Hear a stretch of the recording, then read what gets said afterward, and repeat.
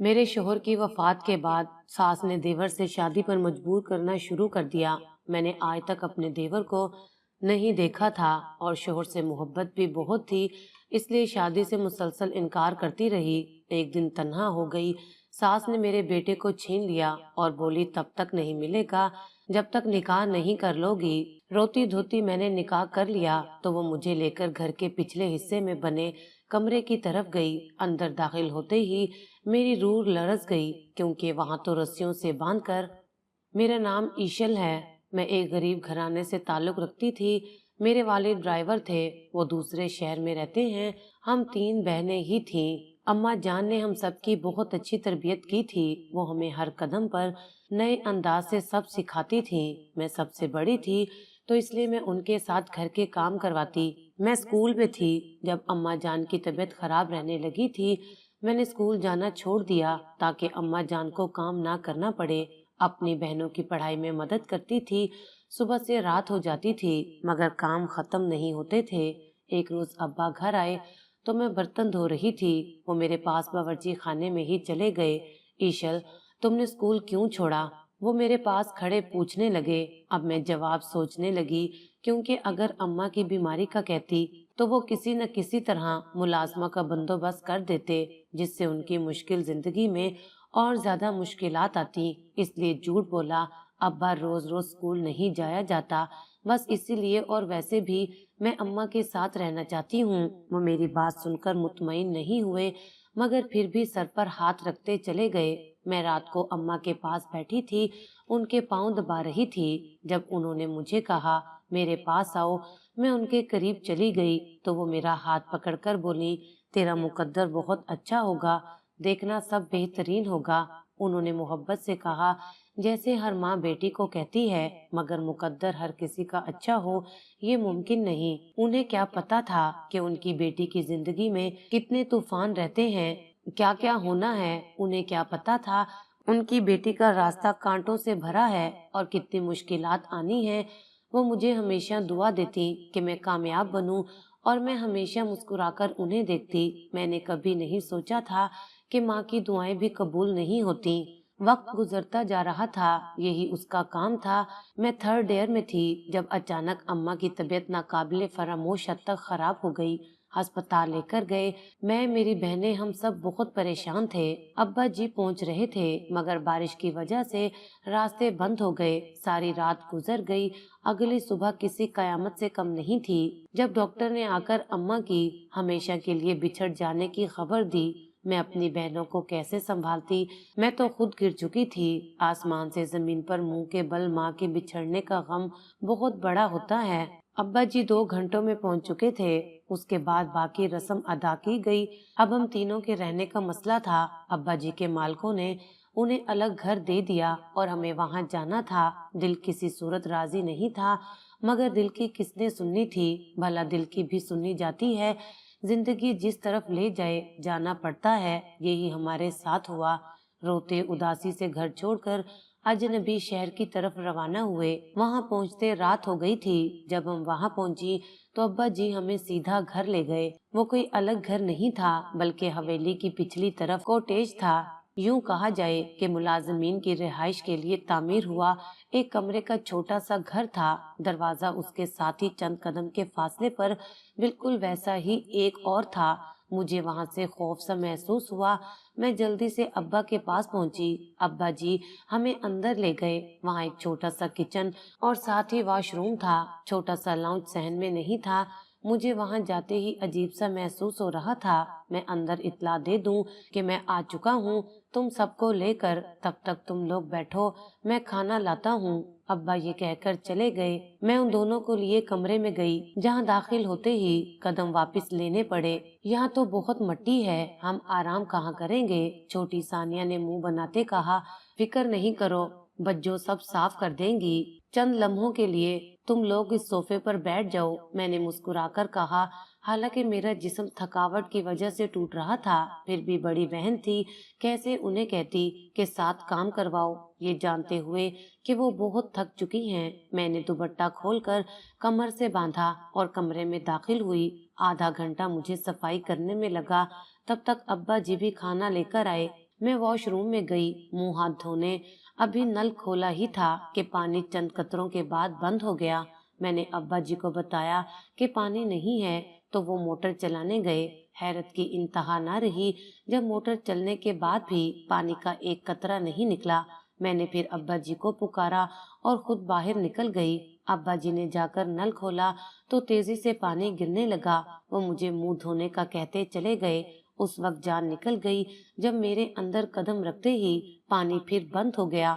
मेरा दिल जोर जोर से धड़कने लगा। मैंने मुंह पर हाथ फेरा और बाहर निकल गई।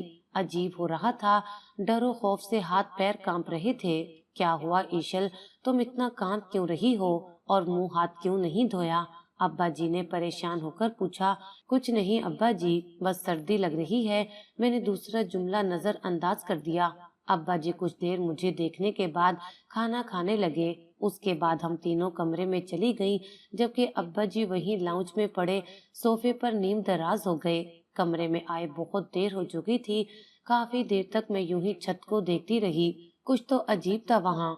क्या, ये मुझे समझ नहीं आ रहा था। दिलो दिमाग अब्बा जी को बताने पर उकसा रहे थे, लेकिन मैं उन्हें परेशान नहीं करना चाहती थी। रात यूं ही गुजर गई और सुबह की आजान के साथ मैंने चौंक कर वक्त देखा तो हैरत हुई। पूरी रात नींद नहीं आई। उठकर फजर पढ़ने के लिए वजू करने गई तो फिर वही हुआ। मेरा हालत तक खुश्क हो गया। ये सब क्या हो रहा था मेरे साथ? मैं वापसी के लिए पलटी तो पैरों तले से जमीन निकल गई। दरवाजे को बाहर से बंद किया गया था। मैंने बहुत कोशिश की मगर नहीं खुला। मैं रोने लगी। काफी देर गुजर गई। मैंने इतनी बार दस्तक दी, अब्बा जी को पुकारा, सानिया सामिया को पुकारा, मगर किसी ने जवाब नहीं दिया। दिल बंद होने लगा था। मुझे रोते हुए 15 मिनट गुजर चुके थे जब बाहर से अब्बा जी की पुकार सुनाई दी। मैंने दरवाजे के हैंडल पर हाथ रखा। अब्बा जी, ये दरवाजा। मेरी बात अधूरी रह गई जब दरवाजा खुद ब खुद खुलता चला गया। दिमाग सुन्न होने लगा था। क्या हुआ ईशल, ऐसे क्यों खड़ी हो? तबीयत ठीक है? चेहरा सफेद हो रहा है तुम्हारा। अब्बा जी ने फिक्र से मेरा हाथ पकड़ते बाहर सोफे पर बिठाया, खुद भी साथ ही बैठ गए। कुछ नहीं अब्बा जी, मैंने फिर झूठ बोला, ये जाने बगैर कि मेरा ये बार बार झूठ बोलना मुझे किसी खाई में धकेलेगा। उस खाई में जहाँ अंधेरा ही अंधेरा होगा, न रोशनी की कोई किरण होगी, न उम्मीद। उठो फिर नमाज पढ़ लो। अब्बा जी के कहने पर मैंने चौंक कर उन्हें देखा। फिर घड़ी पर वक्त देखते ही दिमाग जैसे घूम गया। 5:05 हुए। मैं इतनी देर वहां कैद रही, फिर भी सिर्फ 5 मिनट गुजरे। मेरे माथे पर पसीने के कतरे नमूदार हुए। अब्बा जी जा चुके थे। नमाज पढ़ने में वहीं बैठी रही, जैसे कदमों से जान निकल गई हो। अब्बा जी वापस आए तो मुझे वहीं बैठा देखकर तो हैरान हुए मेरे पास आए। मेरी पेशानी को छुआ। ईशल, तुम तो बिल्कुल ठंडी पड़ रही हो। उठो, कमरे में चलो, आराम करो। वो मुझे लेकर वापस कमरे में चले गए। दोनों बहनें भी अब परेशान हो चुकी थी। दिन यूं ही गुजर रहे थे। अजीब वाकयात भी हो रहे थे। मैं अब काफी डर गई थी। मुझे अकेले वहां से खौफ आता था। कभी दरवाजा बंद हो जाता तो मेरी आवाज किसी तक ना पहुंचती, कभी नल खुद ही खुल जाता और कभी खोलने पर पानी न आता। उस दिन बहुत अजीब वाकया हुआ। मैं किचन में खाना बना रही थी जब दरवाजे पर दस्तक होने लगी। आहिस्ता आहिस्ता तेज होने लगी। मैंने भागकर दरवाजा खोला तो वहां कोई नहीं था। मैं वापस पलटने लगी। जब नजर दहलीज पर पड़ी तो पैरों तले से जमीन खिसक गई। मेरा सांस उखड़ने लगा था। कदम पथरा गए। मैंने चिल्लाना चाहा मगर हलक से आवाज नहीं निकल रही थी। भागने की कोशिश करती रही लेकिन भाग नहीं सकी। ईशल, तुम दरवाजे पर क्यों खड़ी हो? अब्बा जी ने मेरे कंधे पर हाथ रखा। मैंने नजर उठाकर उन्हें देखा तो वो मेरे साथ खड़े थे। अजीब था, वो मुझ तक पहुंच गए और मुझे पता ही नहीं चला। मैंने वापस नीचे देखा तो वहां अब कुछ नहीं था। अब्बा जी यहाँ अभी। उसके आगे जुबान जैसे बेजुबान हो गई। क्या हो गया था यहाँ ईशल? अब्बा मेरे हाथ पकड़ते पूछ रहे थे। मैंने अब्बा जी को बताने का फैसला किया। अब्बा जी, यहाँ अभी एक शॉपर में गुलजार तुझे बीबी जी बुला रही हैं। जल्दी चल, उन्हें कहीं जाना है। एक मुलाजिम भागा हुआ आया और मेरी बात काटकर तेजी से कहता चला गया, अब्बा जी आप जाइए, मैं ठीक हूँ। ابا جی मुझे परेशान होता देखकर वहां से चले गए। मैं कमरे में जाकर लेट गई। मेरा दिमाग अब दोबारा वो सब सोच रहा था। क्यों हो रहा था ये सब, मुझे ये समझ नहीं आ रहा था। जब से मैं यहाँ आई थी, एक भी नमाज अदा नहीं कर सकी थी। ये सबसे ज्यादा दुख वाली बात थी। मैंने सोचा नमाज न पढ़ने पर ये हो रहा है। तभी उठकर वजू करने गई। नल खोला तो पानी आ रहा था। मैंने वजू किया और कमरे में आ गई। नमाज पढ़ने के लिए मुसल्ला ढूंढा मगर कहीं नहीं मिला। फिर बैग से तलाश करना चाहा मगर नहीं, वहाँ भी नहीं था। ये कैसे मुमकिन था? मैंने तो खुद बैग में रखा था। फिर बाकी के 2 बैग खोले, उनमें भी ढूंढा, नहीं मिला। या अल्लाह, ये मेरे साथ हो क्या रहा है? मैंने डरते दिल से अल्लाह से पूछा। तभी सामिया और सानिया आ गईं तो उन्हें खाना देने चली गई। अगले दिन मैं अब्बा जी के साथ हवेली के अंदर गई। वो बहुत खूबसूरत थी। मैं तो देखती ही रह गई। काश ये मेरा अपना घर होता, मैंने दिल में कहा। उसी वक्त सामने से आती औरत की नजर मुझ पर पड़ी। गुलजार, ये तुम्हारी बेटी है? उन्होंने पूछा तो मैं उनके लहजे पर चौंकी जो बहुत अजीब था। अब्बा मेरा तारुफ करवा रहे थे। मैं थोड़ी देर के बाद वापस चली गई। 1 हफ्ते बाद अब्बा जी ने मुझसे बात की कि बड़ी बीबी चाहती हैं मैं उनके बेटे से शादी कर लूं। मेरे लिए ये हैरान कुन था। वो ये कैसे सोच सकती थी? कहाँ मैं, कहाँ उनका बेटा। मैं काफी मुतमईन थी कि इस हफ्ते कुछ भी अजीब नहीं हुआ, मगर इस बात ने मेरा सुकून पल में गारत किया। अब मैं सोच में पड़ गई। अब्बा जी ने कहा वो राजी हैं क्योंकि मेरी शादी के बाद वो सामिया और सानिया की तालीम का खर्च उठाएंगे। ये बात मुझे कुछ ठीक नहीं लगी, लेकिन क्या कर सकती थी। बेटी होने के हक से मैंने अब्बा को फैसले का अख्तियार दिया तो वो खुशी खुशी मेरे सर पर हाथ रखते चले गए। वो रात बहुत अजीब थी। मैं सो रही थी जब अजीब से शोर से आंख खुली। वो शोर मुसलसल था जिसने मुझे जागने पर मजबूर कर दिया। मैंने उठकर बल्ब रोशन किया, जो नहीं हुआ। 2-3 बार कोशिश की मगर नाकाम। अब्बा जी, अब्बा जी, मैं अब्बा जी को पुकारती बाहर निकली। जैसे ही कमरे से बाहर कदम निकाला, डर से रूह कांप उठी। वहां चारों तरफ आग थी। मैंने चीखना शुरू किया। अब्बा जी ही नहीं, सामिया सानिया भी नहीं थी। मैं चीख रही थी, कोई जवाब नहीं दे रहा था। फिर एकदम पीछे से किसी ने मेरे हाथ पकड़े। मैंने पलटकर देखना चाहा मगर गर्दन घुमाई ना गई। मैं खौफ से जर्द पड़ने लगी थी। जिस्म से जान जैसे निकल रही थी। तभी आंखों के आगे अंधेरा छा गया और जब आंखें रोशन हुई तो अपने बेड पर थी। अब्बा जी मेरे पास बैठे थे। मुझे उठता देखकर मेरे करीब हुए। ईशल, तुम ठीक हो? वो मेरा हाथ पकड़ते पूछ रहे थे। मैं यहाँ कैसे? मैंने बामुश्किल पूछा। तुम किचन में गिरी पड़ी थी, सर पर चोट लगी हुई थी। उनके कहने पर मैंने चौंक कर सर पर हाथ रखा। वहाँ पट्टी बंधी हुई थी। मैंने दिमाग पर जोर दिया कि ये चोट कैसे लगी, मगर कुछ याद नहीं आया। अगले ही दिन अचानक बड़ी बीबी अपने साथ कुछ लोगों को लिए मेरे पास आई। साथ ही अब्बा जी थे। मैंने हैरत से उन सबको देखा, बाकी किसी को तो नहीं। अलबत्ता उनमें से मौलवी साहब को पहचान कर मैंने अब्बा जी की तरफ देखा तो वो मेरे पास आए, मगर उनकी बात सुनते ही मेरी आंखें फटी की फटी रह गईं। अब्बा जी, ये आप क्या कह रहे हैं? मुझे यकीन नहीं हो रहा था, मगर मेरे यकीन करने से क्या होना था। जो वो सब सोच चुके थे वो हो गया था। चंद लम्हों का खेल था और सब बदल चुका था।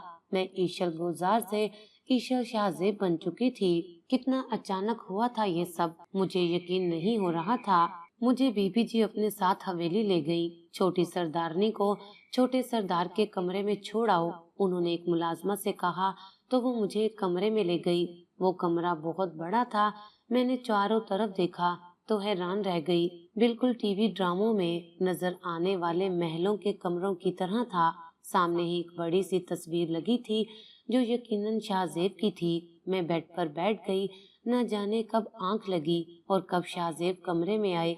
सुबह आंख खुली तो गायब दिमागी से सब देखती रही। फिर नजर सोफे पर सोए वजूद पर पड़ी। कुछ देर तक समझ आ गया कि क्या हुआ है। उठकर वॉशरूम गई, आकर नमाज पढ़ी और काफी देर रोती रही। अचानक कंधे पर हाथ रखने पर उछल पड़ी।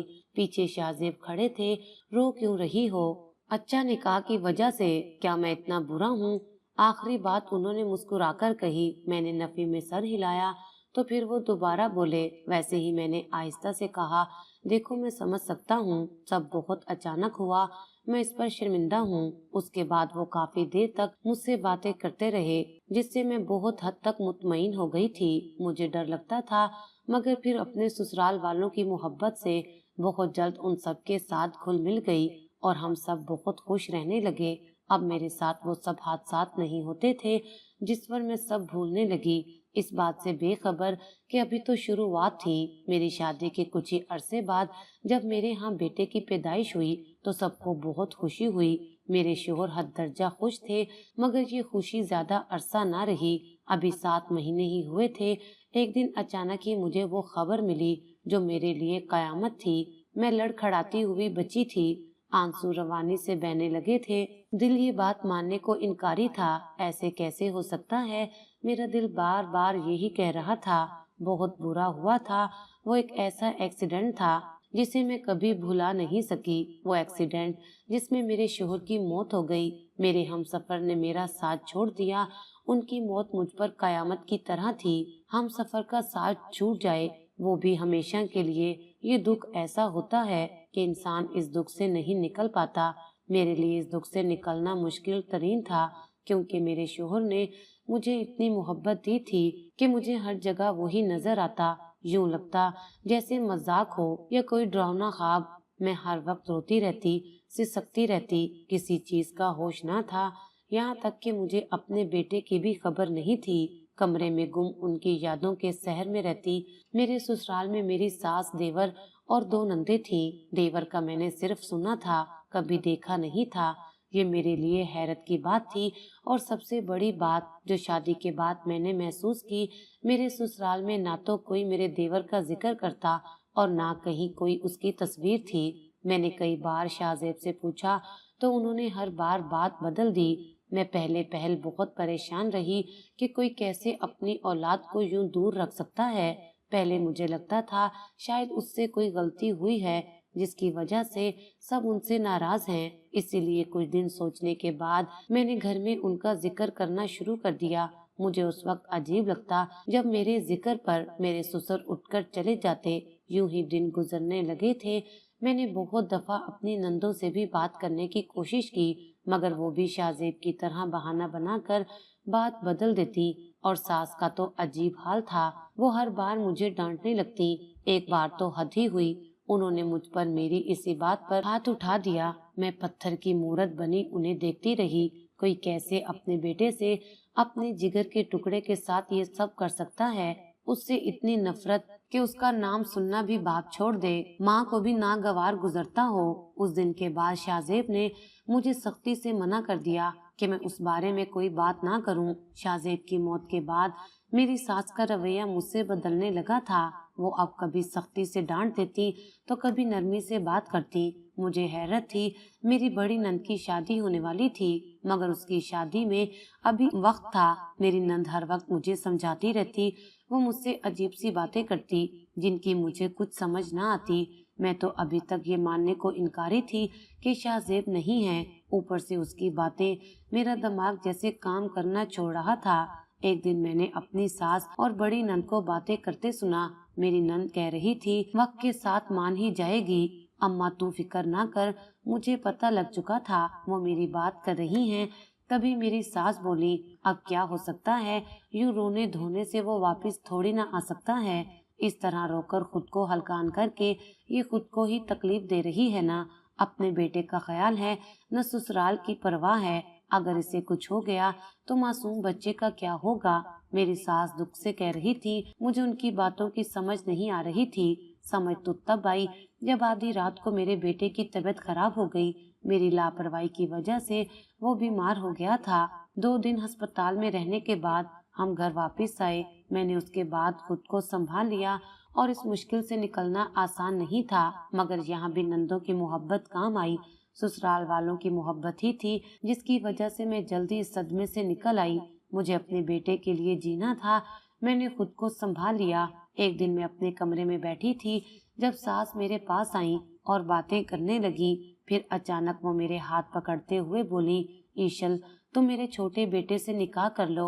मैं उनकी बात पर हैरान रह गई और मैंने ना कर दी। मेरा दिमाग फटने लगा था और फिर ये सब रोज होने लगा। रोजी सास मुझसे निकाह का कहती। पहले पहल सब आम लहजे में था, फिर सख्त लहजा होने लगा। मैं हर बार मना कर देती। ये कैसे कर सकती थी? मैंने शाहजेब से दिल से मोहब्बत की थी और वैसे भी कभी देखा नहीं था। ना जाने कैसा इंसान था वो जिसके बारे में बात बाप दूर माँ भी नहीं करती थी। काफी दिन गुजर गए, सास ने कोई बात नहीं की थी। मैं हैरान भी थी और खुश भी, इसलिए किचन में खड़ी अपने बेटे के लिए दलिया बना रही थी जब सास मेरे पास आई। मैं आखिरी बार पूछ रही हूँ ईशल, तुम निकाह करोगी या नहीं? उनके सवाल पर मैंने उनकी तरफ देखा तो उनके पास अपने बेटे को देखकर पहली बार मेरा दिल बंद हुआ था। मैं मना कर चुकी हूँ आपको, मैंने सख्त लहजे में कहा। उसी वक्त उन्होंने मेरे बेटे को एक मुलाजिम के हवाले किया और उसे कुछ कहने लगी। उनकी बात सुनकर मेरे पैरों तले से जमीन खिसक गई। नहीं, प्लीज नहीं, मैंने उसकी तरफ भागते हुए कहा, मगर रास्ते में ही सास ने पकड़ लिया। मेरी आंखों के सामने मेरे बेटे को मुझसे दूर ले गए और मैं बेबसी से देखती रह गई। 2 दिन गुजर गए, मैंने अपने बेटे को नहीं देखा था। थक हार कर हाथ जोड़े मगर उन पर कोई असर नहीं हुआ। एक ही रट लगा रखी थी, उन्होंने निकाह करो। मजबूरी में मुझे निकाह करना पड़ा। मेरे निकाह के बाद वो मुझे पिछली तरफ ले गई। जैसे जैसे मैं उस घर नुमा कमरे के करीब हो रही थी वैसे वैसे डरो खौफ से जिस्म लरजने लगा था। एक घर में मैं अपनी फैमिली के साथ रहती थी, दूसरे में वो मुझे ले गई। दरवाजे के पास खड़े होकर उन्होंने वो ताला खोला जिसे खुलते मैंने पहले कभी नहीं देखा था। दरवाजा खुलते ही मेरी जान निकल गई। सामने रस्सियों में बंधे वजूद को देखकर वो तो शाहजेब था। हाँ, वो शाहजेब ही था। मैं भागकर उसके करीब गई मगर उसके पास पहुंचने से पहले ही सास ने मुझे पकड़ लिया। ये शाहजेब नहीं है। उनकी बात पर मैंने अजनबियत से उन्हें देखा तो वो बताने लगी। उनकी दास्तान कुछ यूं थी। मेरे 2 जुड़वा बेटे थे, एक शाहजेब और दूसरा शाहजैन। शाहजैन 3 साल का था जब उस पर साया पड़ गया और वो अपना आप खोने लगा। ये बात इस हद तक बढ़ गई कि वो सब पर वार करने लगा। एक आलिम ने उसका इलाज करने की कोशिश की मगर नाकाम रहा।